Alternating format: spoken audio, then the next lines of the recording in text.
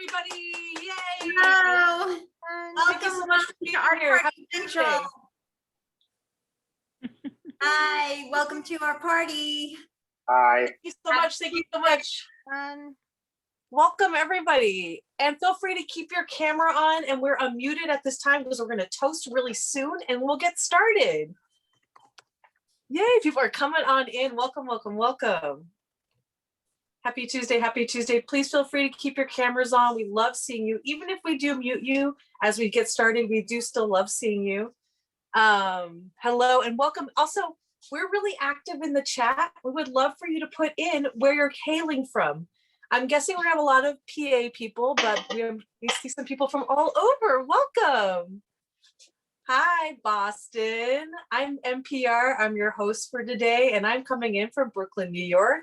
We're joined by my co-host, Karla Gudeon, coming in from New York as well. And we're seeing people from all over. Welcome, welcome. Okay, we're gonna get started really, really soon. And I just wanna give a little technical note before we do get started and start, getting into a lot of fun and seeing a ton of art today. If for any reason we get cut off during our Zoom session, we're gonna immediately post a new Zoom link to our website. That website is www.artpartycentral.org. So again, there's going to be a new link up there. You'll get an email as well. We try to make sure things run as smoothly as possible. Of course, that's not going to happen because now we've said something, and we're going to do a little toast and get started. So welcome everybody. Thank you for coming. Yay. Cheers and happy Tuesday. Cheers. Woo! Clink, clink. Yes, people are coming on in, Welcome, Charleston, South Carolina. Awesome. Oh, we're hitting it. You guys, welcome. Okay, we are gonna get started now. So we're gonna mute everybody. This is just Zoom protocol, and we're gonna have a little bit of time at the end for unmuting and a little after party.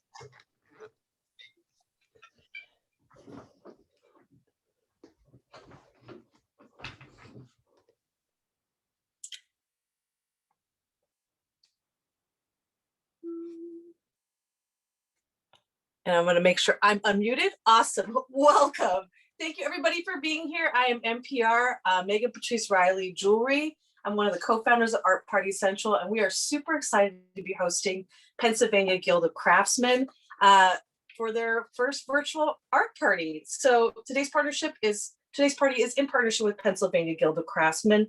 The PGC's mission is to create opportunities for traditional contemporary artisans. And their website is www.pacrafts.org. And you're gonna hear a little bit more about them from Carol, our first speaker, our first artist. So today I'm gonna tell you a little bit how everything's gonna work. And we're gonna be hearing from 6 super awesome artists. We're hearing from Carol Heisler-Lawson from Lorac Designs, Lisa Jane Grant from Lisa Jane Grant Designs, Jim Loewer from Jim Loewer Glass, Nora Swan from Swan&Stone Millinery, Janine Krantz from Janine Krantz Artisan Jewelry, and Kathleen Tesnakis from Ekologic, another co-founder of Art Party Central, as well as Nora Swan from Swan&Stone Millinery. So I'm gonna tell you how this party is gonna work. We're gonna have a presentation from each artist. And if time allows, we'll be asking them one or two questions. We do love the chat, so please feel free to keep asking questions in the chat. If you love something or if you wanna know a little bit more, we do watch it and we try to ask those questions. If we don't get to everything, we have a little after party. We'll have a little bit of time to unmute and be a little bit more casual and ask some of those questions that didn't get answered. At the end of the party, we'll be raffling off one $50 gift certificate for each of the artists' websites. That's 6 chances to win just for being here and hanging out with us today. We do ask that you're present to win, so stay tuned till the end. We'll also give you everybody a special discount code that's going to be good for all the artists' websites, as well as my website, MeghanPatriceRiley.com, and Karla, your co-host, Karla Gudeon Art and Design, or KarlaGudeon.com. So that's like some good. We really appreciate you, and thanks for being here. At the end of the party, we're going to open up for that after party, and we'll be having a little bit more time to enjoy the artists. So without further ado, we're going to hear first from Carol of Lorac Designs. Carol, take it away. Hi, everyone. How are you? Welcome to our Party Central. if you're on from the Pennsylvania Guild of Craftsmen, you may recognize me. In a few minutes, I'm going to show you my studio, but in the meantime, I want to tell everybody a little bit more about the Guild. The Pennsylvania Guild of Craftsmen is a nonprofit organization, and they're based in Lancaster, Pennsylvania, where they have a storefront gallery, and they offer workshops at the headquarters. They're also known for their really, really fabulous fine craft fairs, of which I am the manager. So I'm a little partial to them. In fact, in 60 days, and I cannot believe it's 60 days from today, we will be hosting our Summer Fine Craft Fair at the Chase Center in Wilmington, Delaware on the riverfront. It's a Saturday and Sunday event, easily accessible from I-95 and 495. It's indoors, it's air conditioning, and I can't believe it's actually going to happen. It's been way too long. I'm excited to see my artist friends, old and new, and people are, from what I understand, the craft shows that have been happening are just really, people are excited to see the work and see the artists. In addition to the Summer Fine Craft Fair, we have a new event we're hosting in Chester County, Pennsylvania at Ludwig's Corner. That's going to be September 18th and 19th. And our standby shows down at Rittenhouse Square, we're going to pull off our October event, which is the second weekend in October around Rittenhouse Square. Perfect time of year to be in my city, Philadelphia. So without further ado, I am going to show you my studio, and then I'll field some questions about the Guild or about my work. So I'm going to turn my camera around and walk around my studio. Okay. So I'm going to start over here first and show you some of the finished work that I do. This quilt is 120 by 120, and it's part of my black and white series, which is called Turning Negatives into Positives. And it's also my marathoning one block at a time. Now, the negative and positives come in when I realized that you could buy fabric in the black and white and then the white and black version. So now I've got a whole series of quilts like this. The marathoning one block at a time comes from the fact that in this quilt, it's really large. Let me show you back here. It goes all the way down and folds under on the floor in my tiny studio. There are 4,996 individual squares in this quilt that make up the entire piece.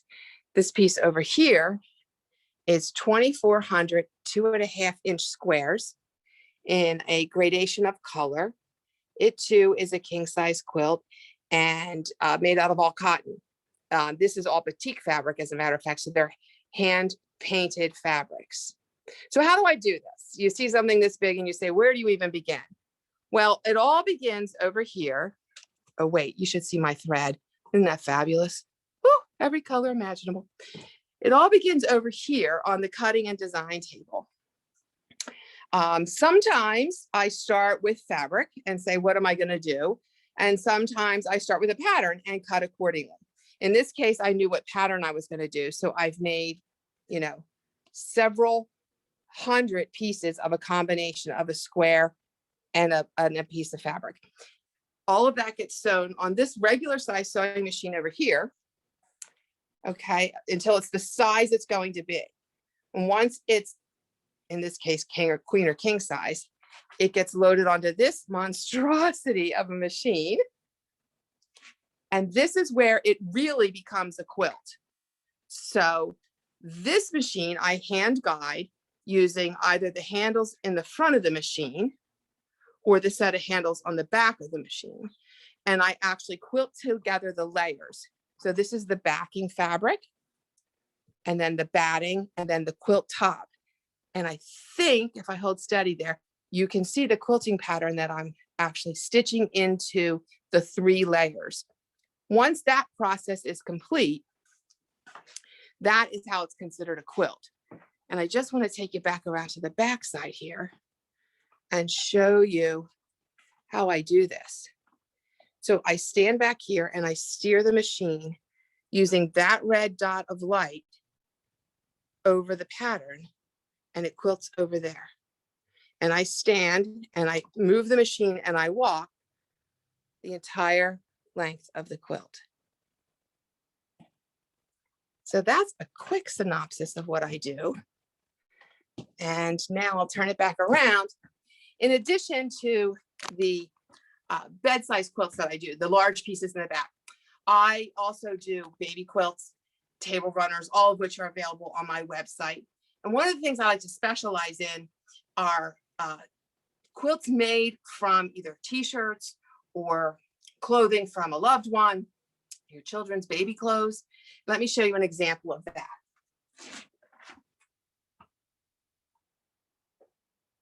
Because I am from the Philadelphia area, I have all the sports teams made into a t-shirt quilt. So once the t-shirts are turned into the quilt and quilted, you can wash and dry that piece just like you would the shirts that you were wearing. And it's really a wonderful way if you've commemorated your life, say you've been to every Hard Rock Cafe, or you've been to every Jimmy Buffett concert, or whatever your passion is, running, any kind of sports.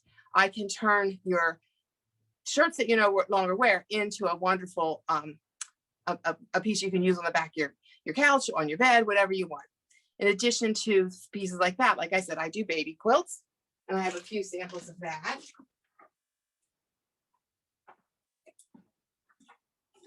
I like to do bright colors.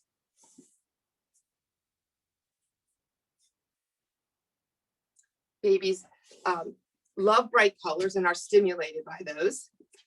I do sometimes do things a little more traditional because there's those folks out there that like that kind of thing. And then my table runners vary in size and shape. Oftentimes, depending on the amount of fabric I have, a little French country provincial, just something bright for your summer table with your poppy flowers or your tulips. Meghan, do you have any questions for me? I do have questions. People are just oohing and ahhing over all the, especially the number count. People are asking, I know. How do you keep track of all of that? So that's a good question. Right? Right. So there's these little, I have these little plastic row counters. So I lay things out on the cutting table that I showed you earlier.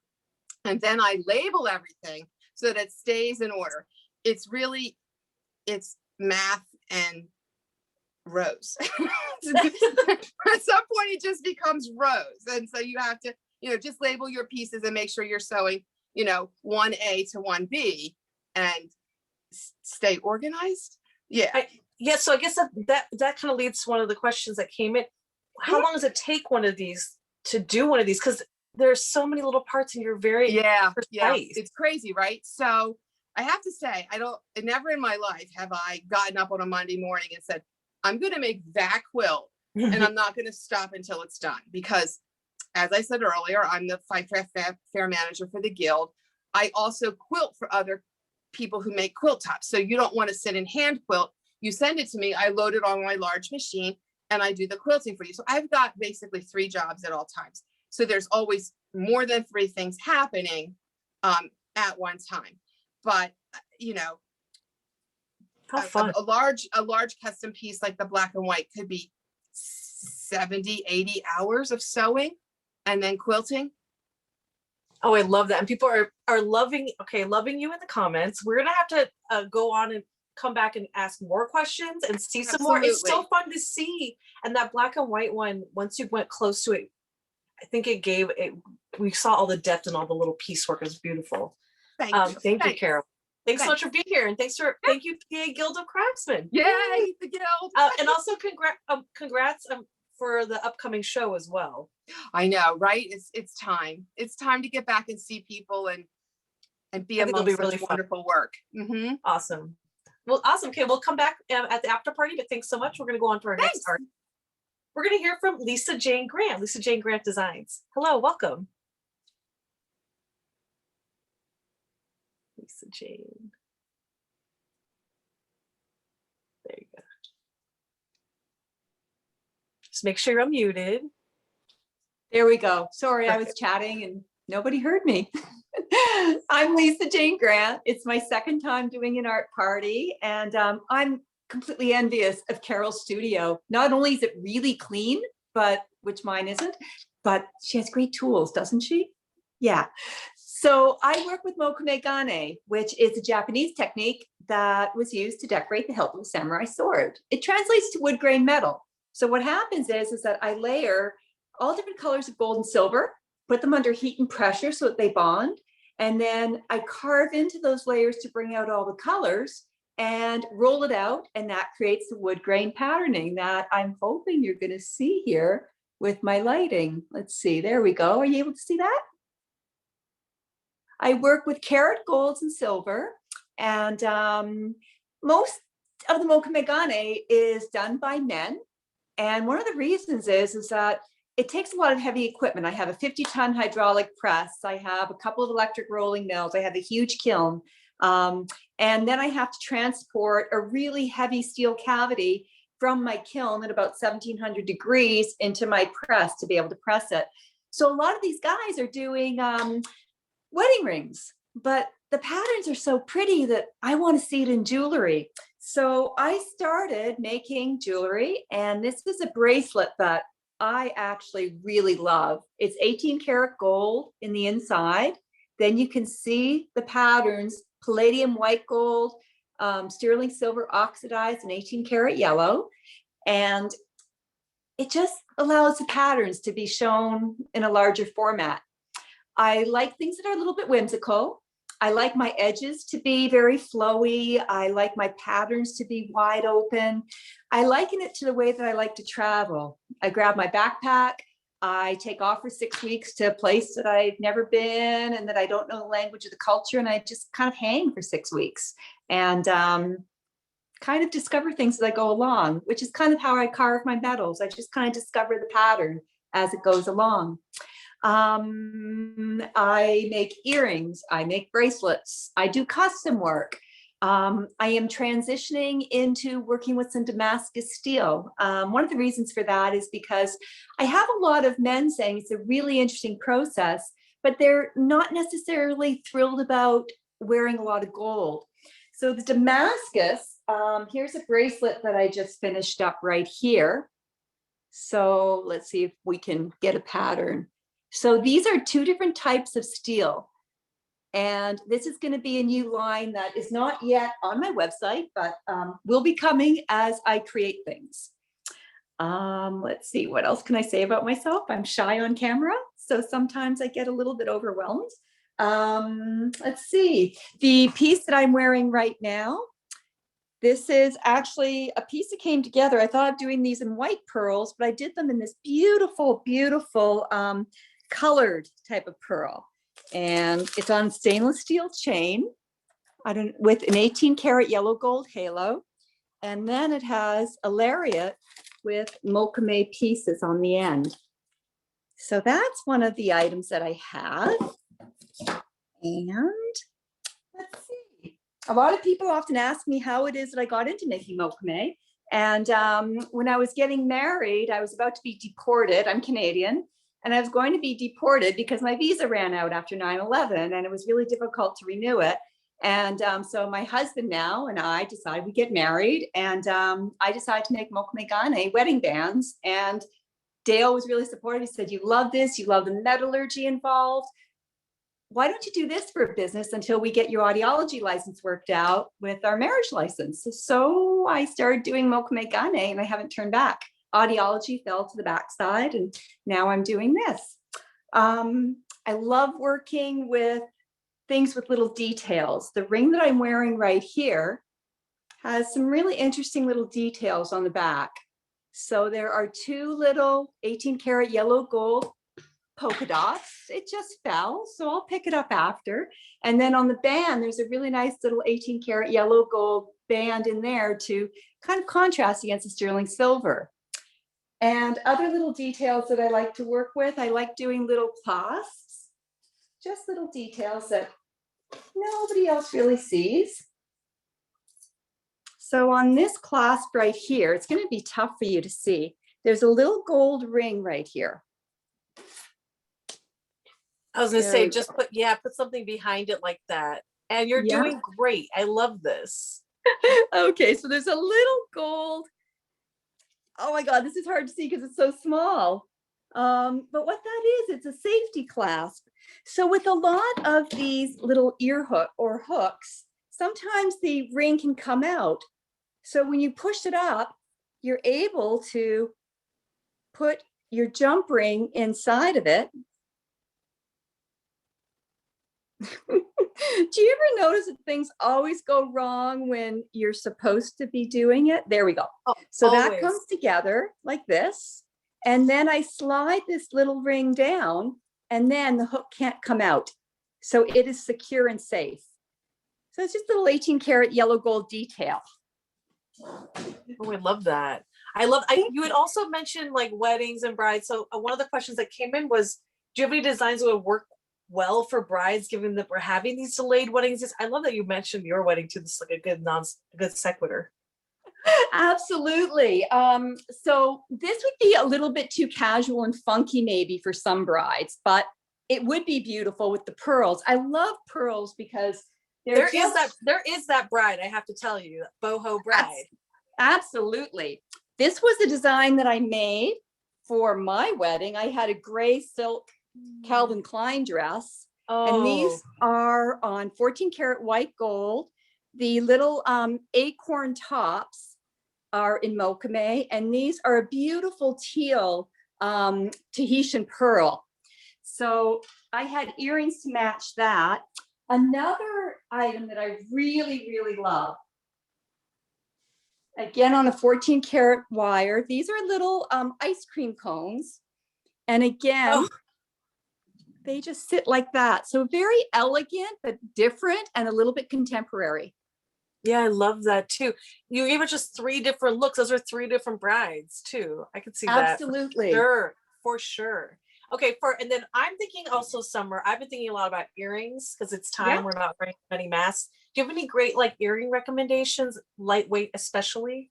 Yeah, actually, I think sometimes people are often going, I'm in Maine, so everything is very outdoorsy in Maine. Mm-hmm. And just very simple earrings sometimes are a beautiful way to go. So these aren't in mochame, but these are just a little, they're small. Just perfectly a little bit behind. That's better where you are right now. Yes. There we go. So these have little barbells and an 18 karat yellow gold chain and a hammered ear. Cute. So these are like great for a hike, but still like chic. Great for a bit of movement. Yeah, absolutely. Other earrings that have a lot of movement. These are a set of my favorite ones. Everything is named after a place. Actually, the ones I'm wearing have a lot of movement too. They're just on a very long chain. I happen to have a very long neck, so these are quite long, but I do make them in different lengths as well. And then there are these here. They're on ear thread. Ooh. And they are a domed earring and in pink gold and white gold and sterling silver. Let me see if I can get that out there. Right there is great. Yes. Yeah. So they have 18 karat yellow gold barbells in white gold chain.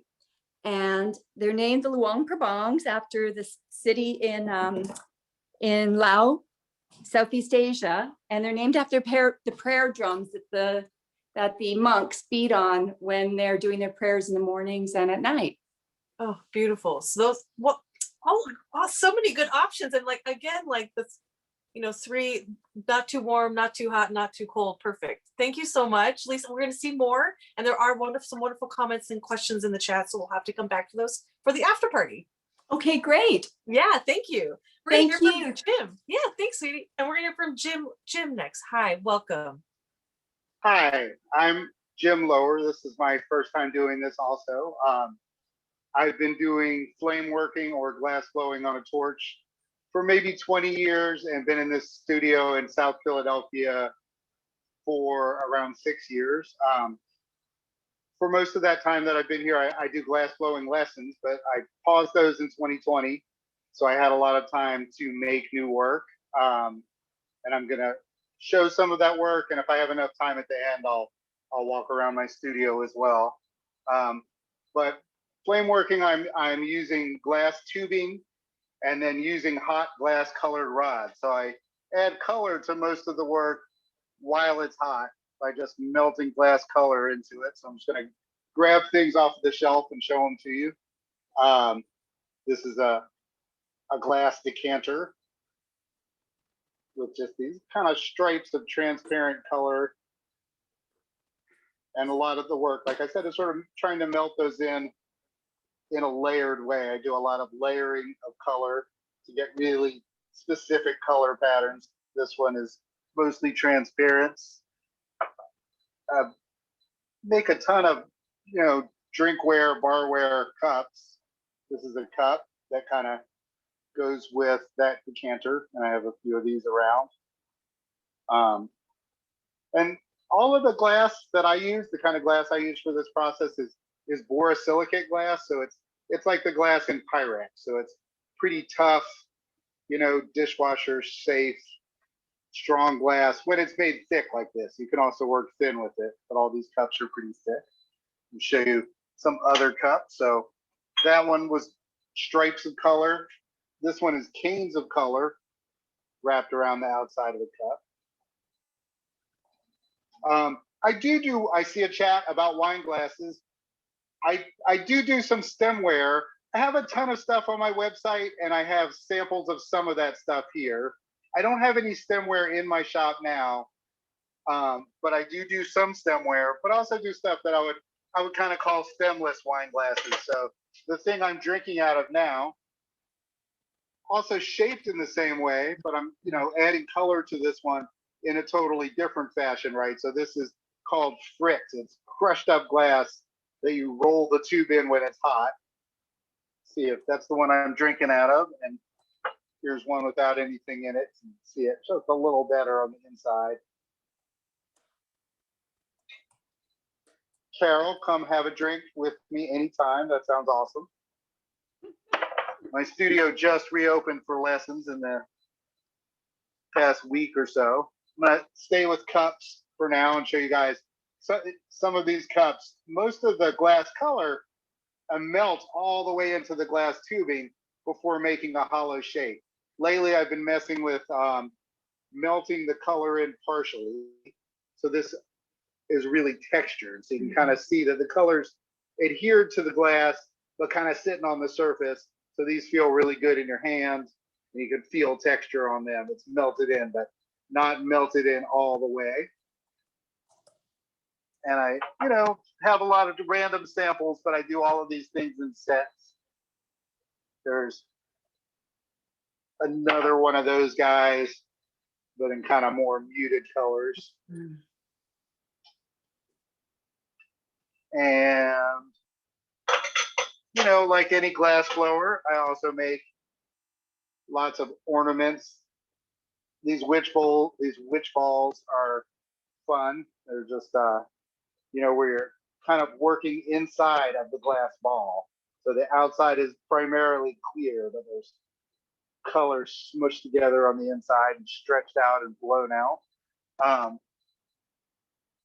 I'm gonna show you a couple bowls as well. The bowls are still tough. They're blown a little thinner and blown out a little bit. So this is, a bowl that you could use as an ornamental bowl or as something to eat out of or store stuff in.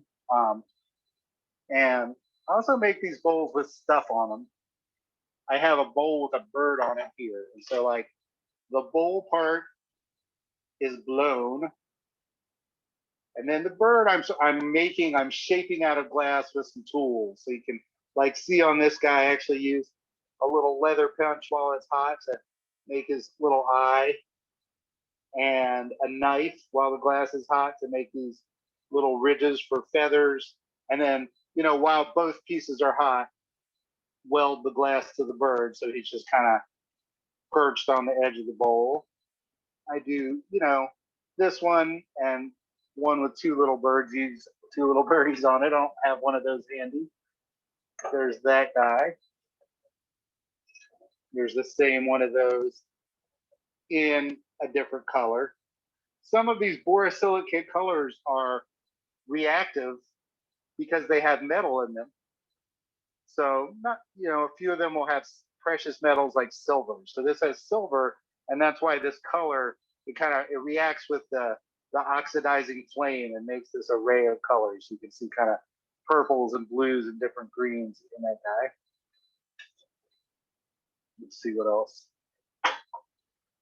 Working on a torch, you don't make really giant stuff, but the stuff I make is pretty uniquely big for a torch. So this is a little platter that's maybe 11 or 12 inches in diameter. And, you know, something like this could be a small centerpiece or something mounted on a wall. Sometimes I sell these with wall mount hardware.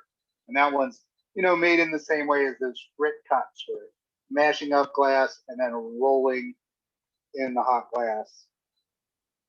I love, this is so cool. People are, thank you for showing the bird bowl in particular. People are really loving that. And then a question that came in is, do you make custom products? If there's something they want, people want like a set of 4, for example, of one thing. Yeah, absolutely. And, you know, it kind of depends on what the request is. A lot of the custom requests I get are for things that are pretty close to what I already make. So like maybe something I make, but in a different color and a set of 4. So that is pretty common. If it's, you know, substantially different from what I already make, I'm open to it too. Just might take a little more time to figure out. And I haven't shown these things, but I have a bunch of them sitting behind me. Show us these, yes. This is calling these stalagmite vases, and they're just, you know, this is a real example of layering colors to get a pretty specific color and pattern. So as I wrap the glass around the tubing while it's hot, it kind of drags some of the previous color around, and so you get these cool striations and patterns. So this is, you know, a layer of white glass, a couple layers of different blue glass. Love and it. I make that one in 4 or 5 different sizes. So that's like this same kind of vase, but smaller. So many sizes and many colors. And someone was just asking, I know, and you had alluded to maybe walking around the studio. We're running out of time. Yeah, I'll just take a quick studio walk. Yeah, or we can also wait for the after part. Okay, show us really quick. But okay. Ooh. It's a little, some of it's a little messy, but just to show really quickly what the equipment is. Propane and oxygen are the gases, and this is the torch that I'm working on. So this guy here, but it sounds like you're running out of time. So yeah, if you want to see more studio, we can do it later.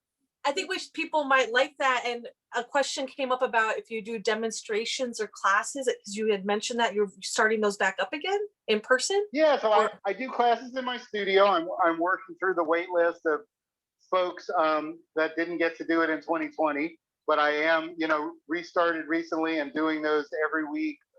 There are a bunch of demos on my website, and besides hands-on classes, I do demos.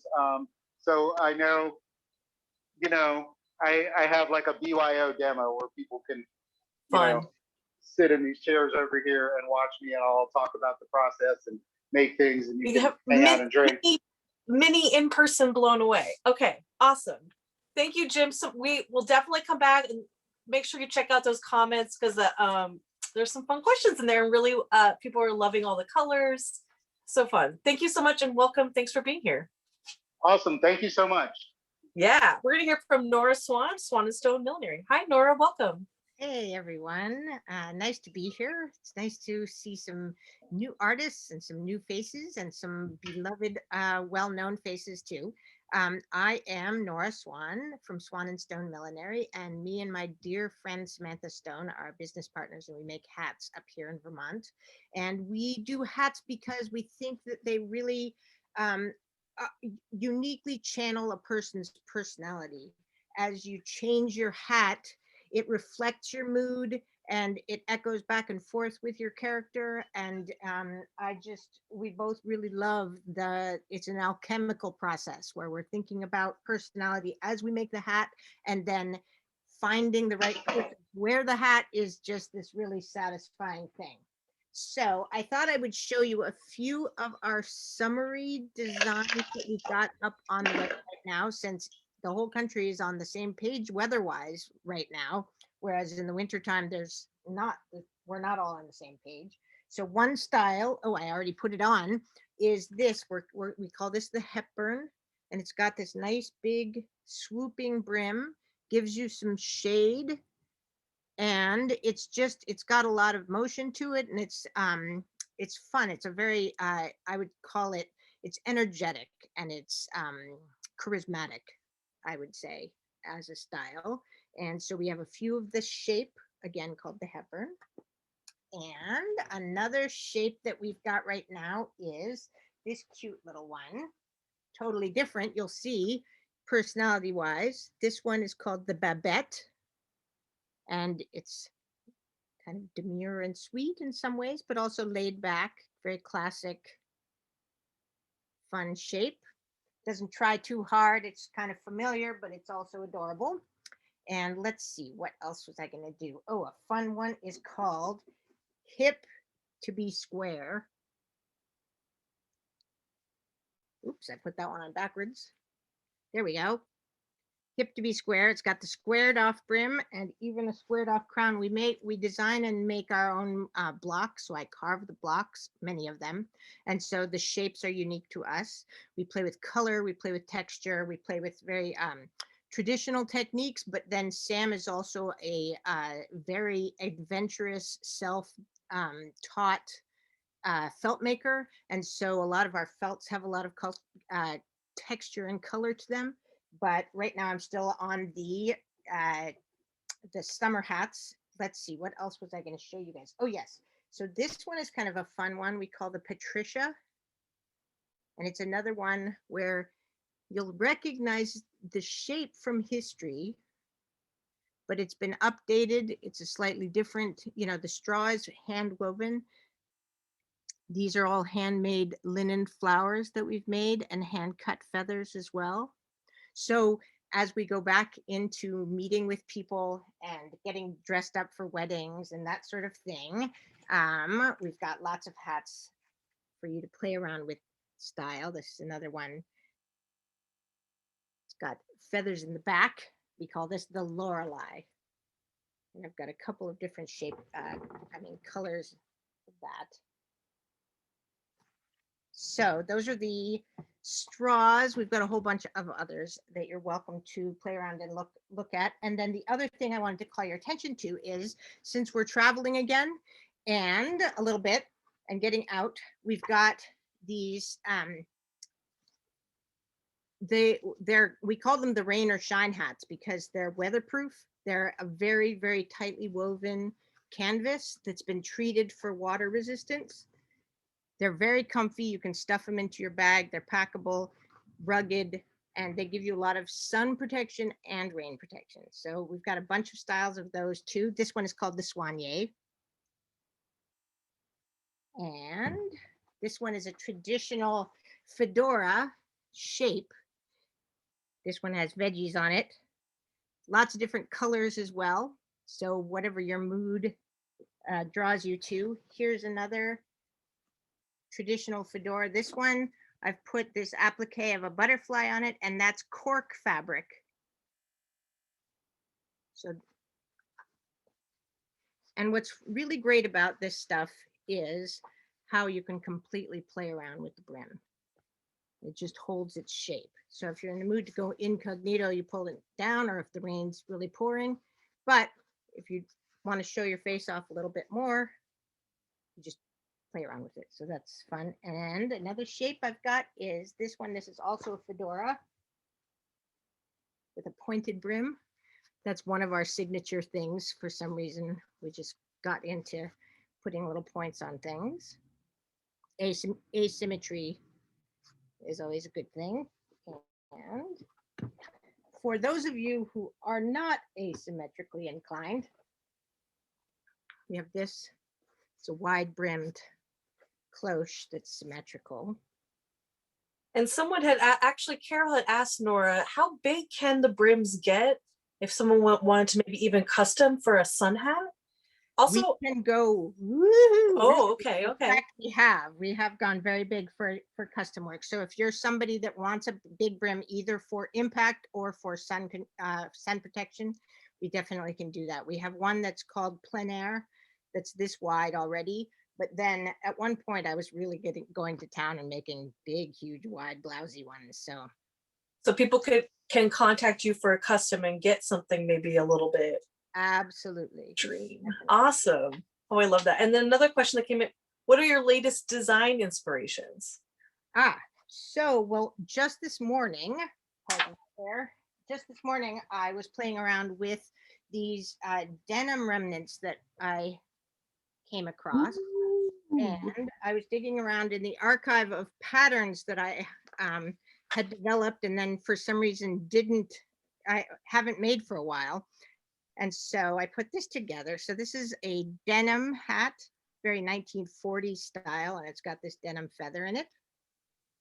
So yeah, I've been thinking a lot about denim for some reason, I guess just because I'm outside, I'm doing a lot of gardening and wandering around hiking and stuff. So the denim is really speaking to me right now. And then I'm playing around with shape. I've got one in my head that's going to be an even taller shape. And then the other thing I was thinking about is all of the little scraps of fabric that I've got from doing these cut and sew. And so I think I'm going to do some interesting patchwork hats, but they're still in development. They're still in my head. Ooh, I love that. And then another question that really quickly, but this might relate. What is the strangest material you've ever used? I've never seen you use jean before. This is so cool. Yeah, I always loved denim. I just didn't have the right patches of fabric around to do it for a while. The strangest thing I've ever used on a hat was for trim, I would say. And I had a friend briefly, unfortunately, I don't know where she went, but she had worked for the Brooklyn Zoo or the Bronx Zoo, somewhere like that down in the city. And apparently all the animals shed everything over the course of the time. So she gave me a small packet of tiger whiskers. And so for a little while, I had a few hats that were trimmed with curled tiger whiskers. Okay, well that set up my imagination quite a bit, but yes, that's amazing. Thank you, Nora, so much. We'll have to come back and try more on. So fun to see you as you switch and change hats. We do see the changes that you're talking about too. So thanks for modeling. Awesome. Okay, we're gonna hear from the next artist. We're here from Janine. Hi, Janine. Welcome. Can you hear me? Perfect. Yes. Hi, I'm Janine Krantz, and I'm a jeweler. I've been making jewelry for a very, very long time, since high school. I got into metalsmithing probably 10, 15 years ago, and I've dabbled a little bit here and there. I was a hairdresser for years. So I finally just gave up hairdressing. Actually, the pandemic really just kind of ended that for me, and I stopped doing hair completely and really have focused on my jewelry. But I've been, making jewelry for a really long time. And I would have to say that probably when I was about 14, I walked into a crystal shop. And that started me on a journey of just loving stones. So most of my work is centered around the gemstones that I use. And I particularly love agates and jaspers. I like the fancier ones like tourmalines and sapphires and things, but stones that have, I am all caught up here. Stones that have patterns and like layers and just all sorts of fun stuff inside of them, I love them. And I just, like, if you can see all of these rings, these are new. Like that's a Malagano jasper. This is a Laguna lace agate. This is a purple passion. I love purple passion. Can you see that? Laguna lace agate. This is a agua nueva. I don't know how to say it. I can read them, I can't say them. And I put these into statement pieces. So these rings are huge, but they're full of details. I love texture. I don't know if you can see. This is a new texture that I'm doing. I'm kind of calling it glitter confetti right now because it's got all sorts of fun stuff, but I like to add little hidden things like these little balls under the bezel. Whoop, a lot of rings on my fingers. So it's just like a little surprise and you only know it's there. So when you're wearing the ring, no one's going to see that, but then you know it's there because you can look. So those are new. I just listed them on my website. I love granulation, but more of a modern modern day granulation. It's not traditional at all. So I like playing with negative space. So this stone is a new, it's a more newly discovered stone. It's an orbicular jasper. It's from Indonesia, and it's got, you can't really see the color that good. It's got the most beautiful color gradient from the blue to the pink to this gold. And I like adding open spaces like this and filling the negative space with granulation. It also has a iolite down there at the bottom. But that's a brand new piece that I made. This is a concho druzy agate. This one has a lot of sparkle. I don't know if you can see it, but also, once again, all of that granulation. And I pretty much put a hinge on everything. All of my pieces wind up with hinges. I like to make things that move. And then also something a little more playful. Whoop, I can get it. This is a cobalto calcite, so pink, and I paired it up with watermelon tourmaline. And there is a little bit of a 22 karat gold accent on here and on the bail, also hinged, because everything is hinges. And I also love making just these wide band rings. I don't know if you could see it, with a lot of texture. I love texture. I don't like smooth metal. And this has a 22 karat gold bezel, and it's got little hidden balls. I also make these bangle bracelets. I call them the dewdrops.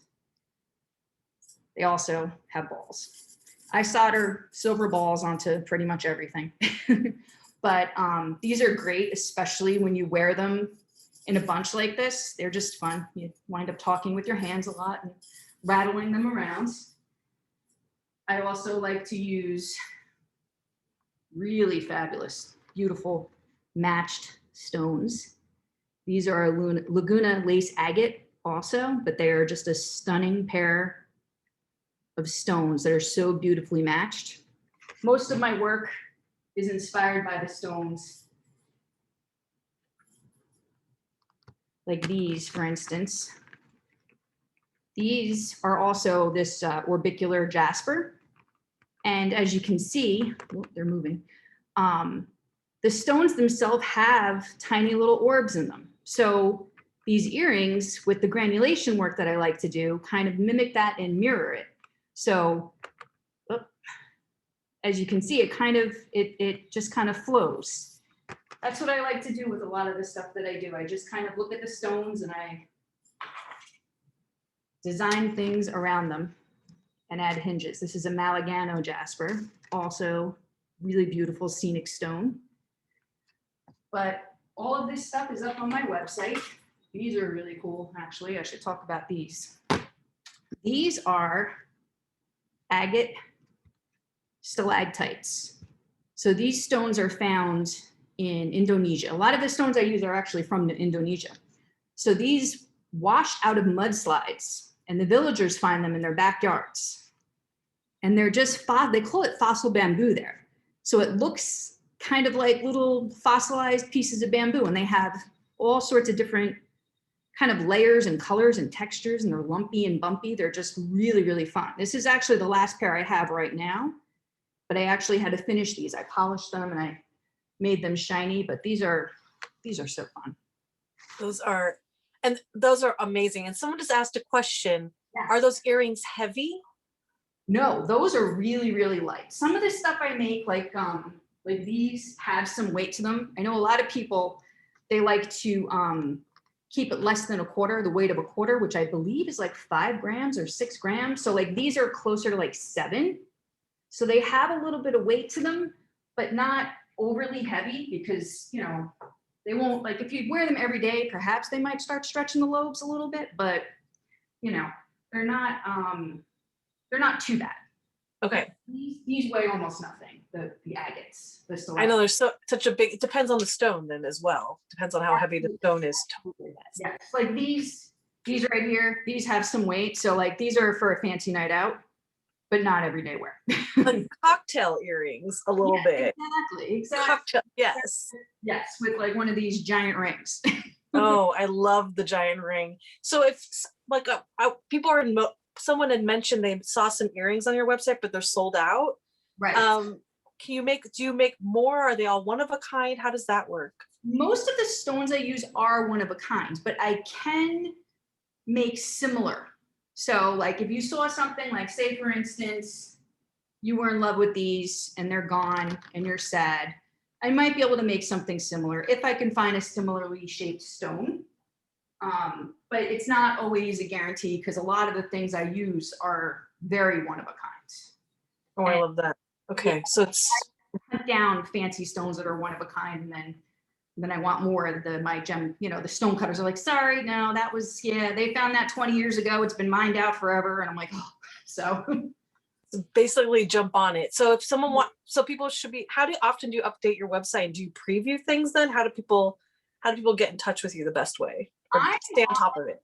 Instagram, and I'm pretty active on there. So I usually am previewing what I'm doing and what I'm making on Instagram. So you can certainly follow along there. And I'm Janine Krantz on Instagram. And I definitely, I talk about the things that I'm working on, and I'll kind of put little teasers up and everything. And then you can just kind of jump on when you know I'm doing an update. Like I just did an update today, actually in time for the party. So yeah, so there's a lot of great stuff. Like these rings that I just made are up. I just put them up and they're really specials for us. Why, thank you. Love that. Janine, thank you so much. We'll come back and try some more on. And thank you so much for being here. Awesome. Okay, we're going to hear from our next artist. We're going to hear from Kathleen. Hi, Kathleen. Welcome. Hi. So nice to see everybody. Welcome to my recycling design studio. For those of you that don't know me, I'm Kathleen Tesnakis, and my studio, Ekologic, is where we take previously loved old cashmere sweaters, transform them into fabric, and then hand cut and collage into original pieces of wearable art. My studio is dedicated to sustainability, so I don't use any dyes or chemicals. I really make clothing like paintings. One of my favorite designs right now for this spring, summer weather and that we're having, I don't know if any of you were freezing at your Memorial Day outings yesterday, but it was a perfect day for one of our spring cashmeres. One of the pieces that I'm really loving is the pepper sweater. I brought a little white one with a great matching skirt for you to see today.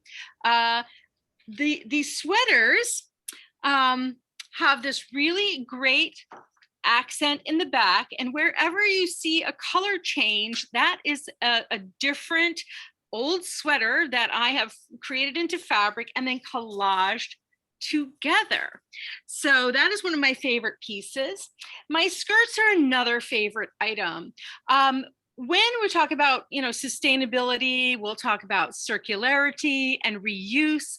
In my studio, all of the little parts that come off the items that I am recycling, they get transformed into new work. So these are the waistbands of the sweaters that I've recycled over the years that I've collaged together. So each run is a really limited run. This is the latest piece that I've done in these sort of oat and sky colors, perfect for a summer outing where you're going to be outside, maybe by the water, something like that, an outdoor concert.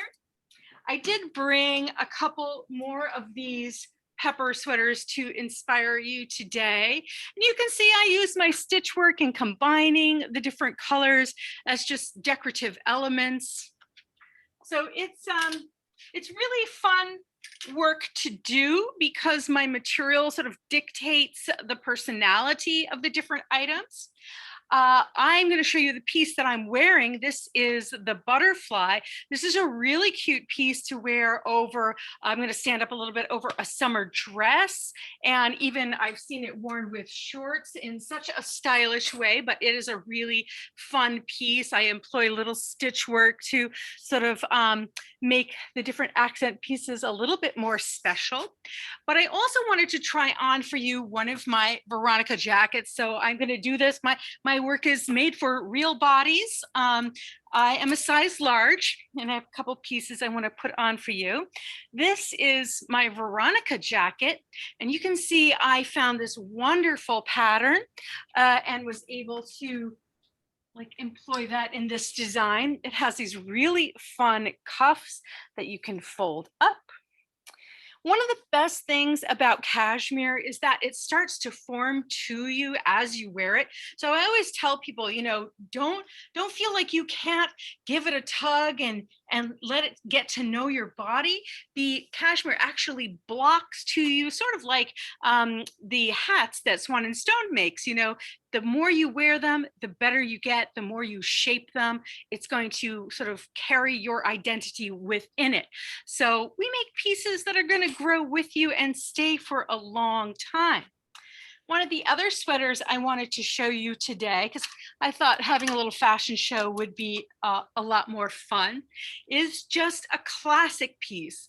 When you wear my work, you don't always have to have something so funky and artful. You can also find something just really basic, elegant. I make them all different. So this is my V-neck sweater. It is such a wonderful classic. Has the little accents in the back. And so there's something in here for everyone. I even do a men's line. And if you haven't heard of my hats before, let me introduce you. The hats are where I started my work many years ago, and they are an absolute customer favorite. I felt the fabric. So if my fabric isn't to the standard that I want or the type of texture that I need to make something lovely, I will actually begin to wash and felt the material to make them thick and sumptuous. And that is what my hats are known for. There's about 5 different designs. This is the newest piece. It's the beret style, and you can shape it all different ways, just depending on what you want, or don't shape it at all and just tuck it all the way back. There's lots of things to discover, and if you communicate with us through chat, we'll check the the sizes for you and really make sure that you get just the right thing. I do that also with the clothing as well. Let's say you have longer arms, shorter arms. You can just chat with me from the website, and I will either adjust the piece that you saw or make you something new. So there are lots and lots of options. Behind me, okay, Kathleen, I have to break in. No, everybody, including me, is dying over this pink dress behind you. Yeah. The show. Can you make sure I want to make sure we don't miss that, because Thank you. Everyone is fighting. Oh, that's fabulous. Well, gorgeous. there is nothing better than being at a garden outing in a cashmere dress. Cashmere doesn't actually make you hot, but it does stabilize your body temperature. So having one of these is so much fun in the spring. And in the fall, you can layer it up with a shirt underneath or, heavier tights. But this is really a 3-season piece. And I just love the colors. It just reminds me of poppies. I love that. I definitely think would be great layered with a long sleeve shirt. Yes. And then with leggings and then boots for the winter. Exactly. I mean, that's fun. Yeah. And then you can what about show us some more sweaters. I like the little topper you had. You were going to show us a couple things. I interrupted you. Oh, yes. No, that's all right. Yes. I was really wanting to show, this would be the one that I would have for that. And you can mix and match. You can wear it with just a shawl, but this is another beautiful Veronica jacket is what this one is. Let's see, I can go ahead and put her on top, but just a fun piece. And you can probably see it much better. I wanted to model for you today because sometimes we see these tiny mannequins and we think, oh, the clothes are for tiny people. I'm like, no, this is not the truth. No, and the cashmere stretches a bit, so it does. I like what you're saying, that it conforms to your body as you wear yeah, it. I mean, it's like when you get into it, you want to get in that cashmere and let it form to you, let it get better. I mean, yeah. That's half the fun. What's nice is COVID, I have my sweater collection, and I did gain a couple of pounds being at home and cooking a lot, but my sweaters all fit me. I So love it it. doesn't matter if you go up or you go down. These are Still, with me for a long a time. little bit of give. I love it. Before we go really quickly, is there special care for your Kara asked for her pink dress? No, actually, it's so super easy. One of the fun things is you can wear cashmere 6 or 8 times before you have to wash it because it's antimicrobial. You can also wash my work in a front load machine, hand wash cycle in cold water. So as long as you don't, no heat and no agitation, those are the cashmere rules. So if you do it delicate hand wash, you can do it at home. Love that. No heat, no agitation. Okay, Yeah, those are rules for me. Great too. rules. No heat, no. Yeah, me too. Great. Yes, Don't make me mad, and I don't want to be too hot. Not perfect temperature. Okay, Kathleen, thank you so much. As always, we'll have to come back and try more things on. Everybody fighting over the pink dress. Cry. Amazing. You guys, thank you so much for being here. We've had so much fun. And thank you again to PA Guild of Craftsmen. What a pleasure to produce this for you, and wonderful to host all these amazing artists. We are going into our super fun gift certificate raffle, and Karla is going to be announcing this as we go. So she has picked some winners. Karla. Yes, hang on. We are going to go to gallery mode. Hello, everybody. Thank you for coming. Oh my God, those were some amazing, amazing presentations. I am so excited to be announcing these winners. Will everybody please, you can unmute yourself, cheer along with me for the winners.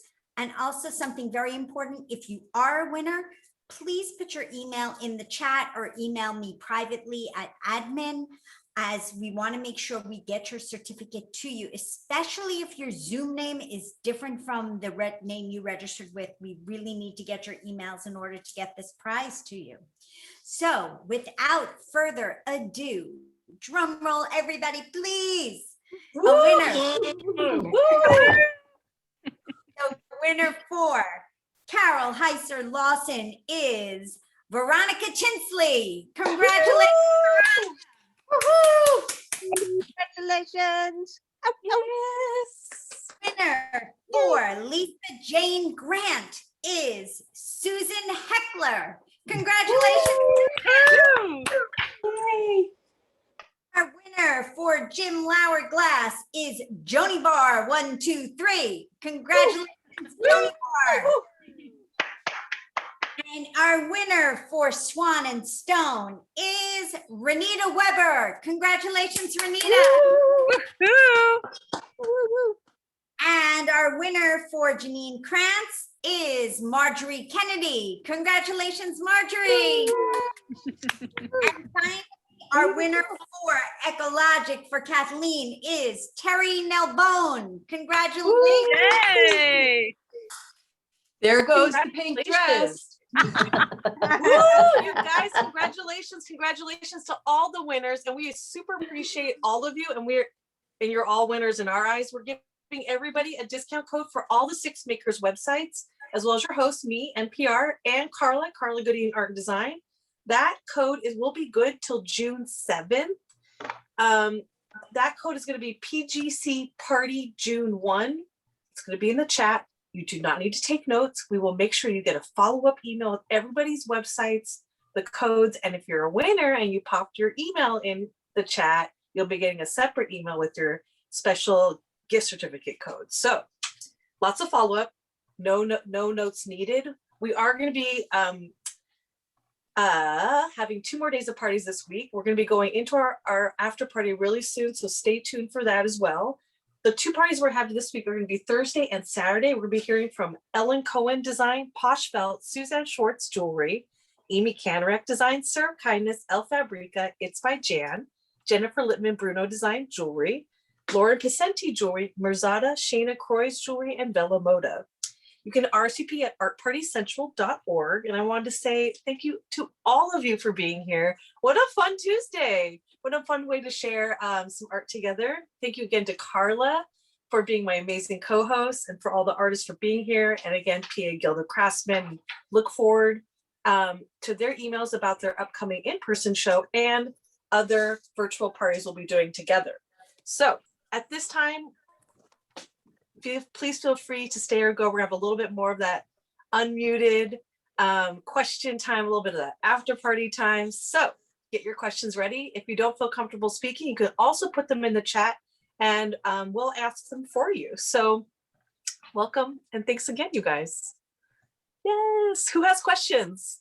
I know we did not see everything because I want to see lots more things and have more questions. Did I miss any? Karla?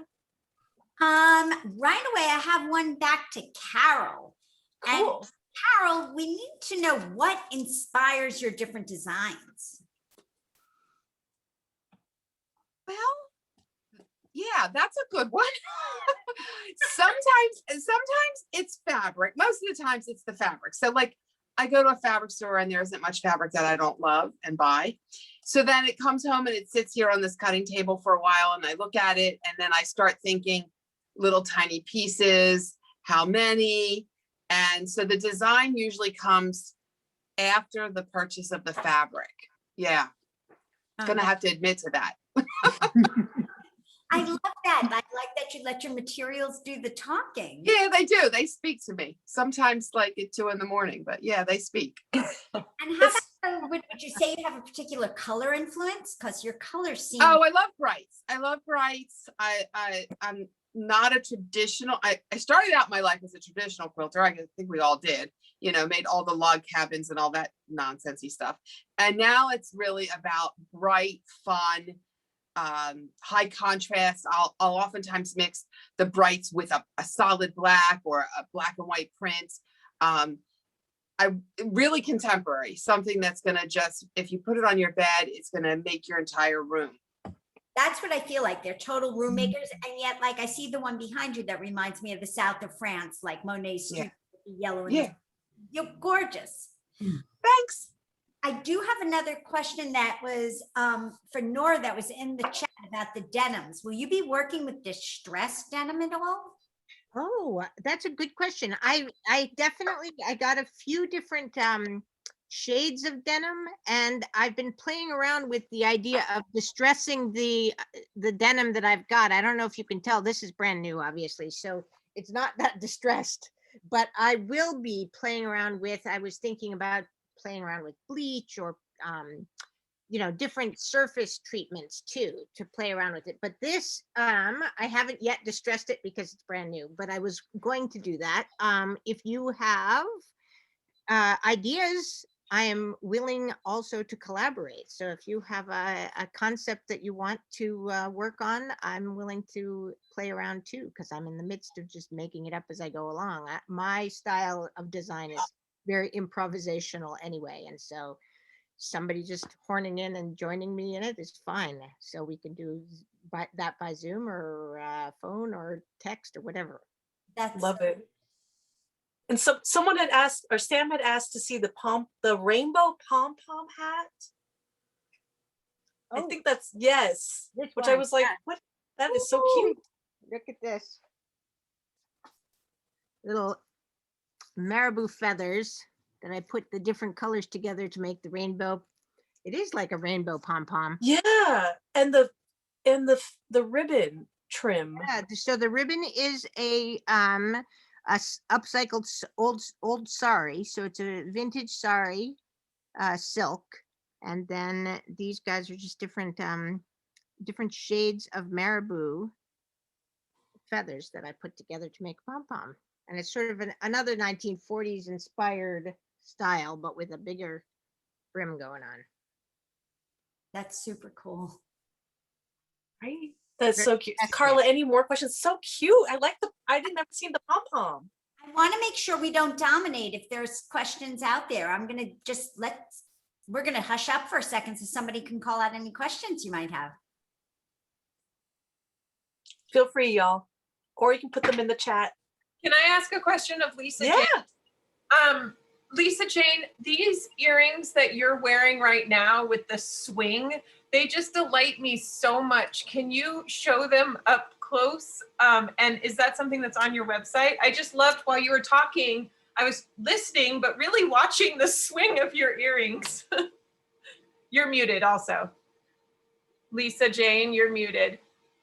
You're muted, sweetie. But also, I like that she put the necklace on, right? I like seeing the I necklace. did. Yes. I the decided to wedding put my necklace. wedding necklace on. Yay.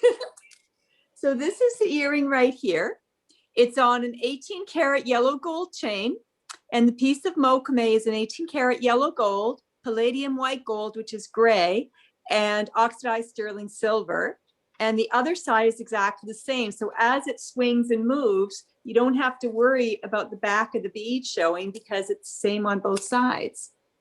And the length can be customized. That's not a problem. As I said, I have a very long neck. They used to call me ET in grade school. And so you can always designate how long you would want that earring, from the end of your earlobe to your shoulder or here or whatever. I love it. Thank you. Super cute. Yes. Okay, I'm just making sure we didn't miss anything in the chat there.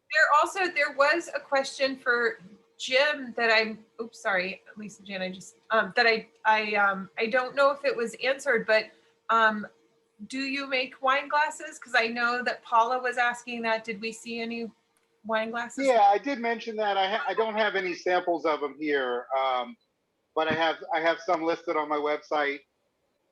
I do some stemware, more like stemless wine glass like this, but I do stemware as well.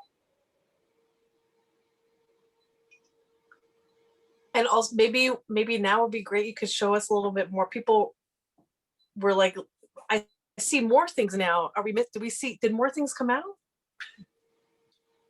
Of mine? Yeah. Oh, yeah. Let's see. I think I showed most of the stuff here. Here's another vase I don't think I showed. So this is similar to the other vases, sort of more color layering. And did I see an oil carafe too, or did I mistake that? No, that's right. These are similar to the stalagmite vases, but just made a little thicker to be a functional item. Yes.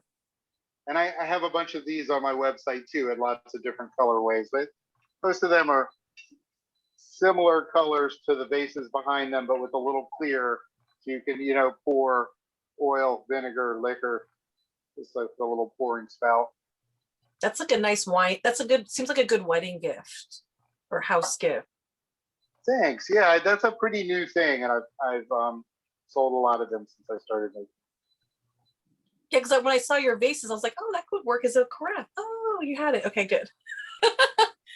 People are loving the stemless too, so maybe for me, safer than the ones with the stems. Yeah, I like doing stemware too, but for the last couple of years, I've done a lot of stemless. Nice. Thank you. Thank you. Yeah. Maybe we could see some more rings from Janine, some of the specials. I was checking out your Instagram earlier because. Oh yeah. Which ones do you want to see? The ones that I just made? Yeah, the special ones that you made for everybody for the drop here, because it's nice to win, because they are one of a kind. That there's something. It's nice when there's something special for their party. I saw one that would go great with my pink dress. So now I'm coordinating an outfit. Honestly, these earrings would look awesome with your pink dress. Oh my God. Yeah, they're so great. They would be perfect, and they would with your haircut too. They're awesome. Yeah. But yeah, these rings. Can we all see them? Wait. Oh yeah. This one here. I'm so excited about these rings because of the texture. They have me all excited, and maybe a few of them just might actually fit me because, that's kind of what happens. Like I made this one and I couldn't let it go because this is opalized petrified wood and it has copper. So all of that, you can see that's all copper embedded in the petrified wood. It's just so awesome. So yeah, I kept this one. But these I will let go. They're a lot of fun, and the stones are just absolutely beautiful. Sometimes it's hard to let go of something you've made because you love it so much. That's what happens. I make things because I love the stones, and I wind up making it because I love it. And then I say, well, you got to sell it because, that's what you're doing here, right? You're supposed to be running a business. You can't keep everything you make. But yeah, everything, a little piece of me goes into everything I make. It's like a little piece of my heart goes into everything, for sure, definitely. And I hope that when these things do go out into the world, it kind of, that love that I put into the making of them goes out with it, and people pick up on that energy when they wear it. And it's just like, it should feel powerful to them and just inspiring, Isn't that the truth? That is like a perfect encapsulation of what handmade is. Yes, Yeah. absolutely. Yeah, and if it's not handmade, it doesn't have soul, right? Like handmade things have soul and have like an energy to them that you just can't get when you buy something that's, made mass produced somewhere, it just doesn't have the same feeling. Well, it's fun to have something that no one else is wearing. Well, that's Also, absolutely. that you're not going to see somebody wearing the same necklace, the same bracelet, the same exact hat or dress. I mean, that's the other fun thing about buying at I always try to go to the Guild of Craftsmen show because there's so many awesome things. I just wish I could, afford everything I see. It's always so beautiful. Oh, Emily, you do a great job. I've got Emily as a booth sitter, and so she just Yes. buys whatever booth she babysits in for the artist. It works out well. I do have a lot of cool stuff in my house. It's a great feeling. It's nice to be surrounded by special things. Yeah. Awesome. And living a life is a creative act also. And so that's why it's just so great to have people that around you that appreciate handmade and beautiful objects, because it's like it's generosity to the people that visit you and to your own self to have the things around you. It's just a wonderful thing. I love that. I have one question for Kathleen, actually, kind of relates to this with regards to circularity within your studio, because the way you source things is so, I think, interesting as well.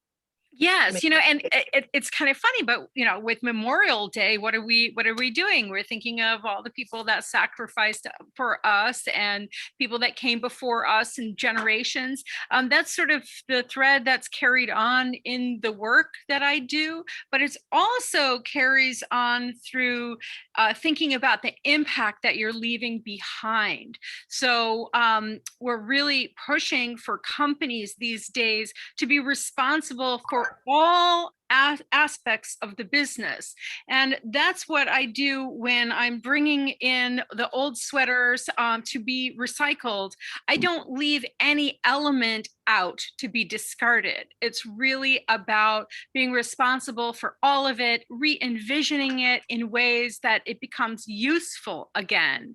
And that's what circularity is all about. I would love to see the day when the world actually embraces it and we begin eliminating waste because we are cherishing.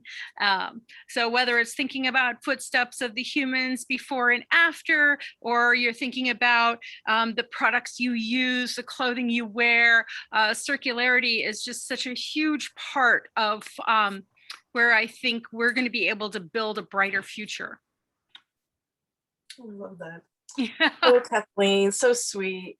Anybody else have any questions before we go? We are going to be back at 7:30 p.m. and we invite you to come as well and ask more questions, hang out with us. Each time we do this, it is a little bit different and we learn a little bit more about each artist. So last call before we go. Otherwise, I wish you a wonderful Tuesday. And thank you again for sharing some art with us today. And thank you again to PA Guild of Craftsmen. Yay. Thank you, everybody. Thank Thank you.